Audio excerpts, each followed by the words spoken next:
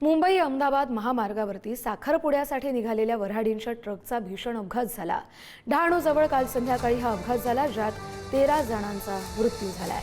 या 13 जणांच्या मृतदेहांवरती कासा उपजिल्हा रुग्णालयात मध्यरात्री शवविच्छेदन प्रक्रिया पूर्ण झाली आहे। त्यानंतर मृतदेह मूळ गावी रवाना करण्यात आलेत। यामध्ये 2 मृतदेह जामशेत, 10 मृतदेह बापूगाव इथल्या लाखातपाडा तर 1 मृतदेह वांगरजे इथे पाठवण्यात आलाय।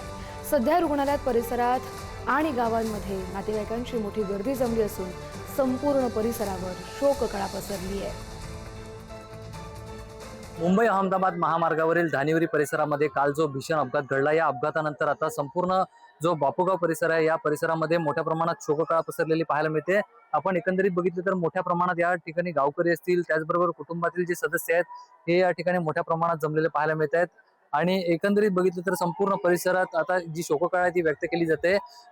याच अपघातामध्ये काल 13 जणांचा मृत्यू झाला होता आणि मृत्यू झाल्यानंतर काल मध्यरात्रीपर्यंत या मृतांवर शवविच्छेदन करण्यात आलं आणि या शवविच्छेदनानंतर आता हे मृतदेह जे ते आता बापूगाव या ठिकाणी आणण्यात आलेले आहेत। एकंदरीत बघितलं तर लाखातपाड्यामध्ये हे जे मृतदेह आहेत ते आणण्यात आलेले आहेत। या मृतदेहांमध्ये 2 महिला आहेत, ज्यांना महिला आणि मुलगी असा या अपघातामध्ये मृत्यू झालेला आहे। 2 कुटुंबाच्या 4 महिला ज्या आहेत त्या या अपघातामध्ये मृत्युमुखी पडल्याचं पाहायला मिळते। आता एकंदरीत बघितलं तर काही वेळातच या ठिकाणी अंत्यविधीला जी आहे ती सुरुवात होणार आहे।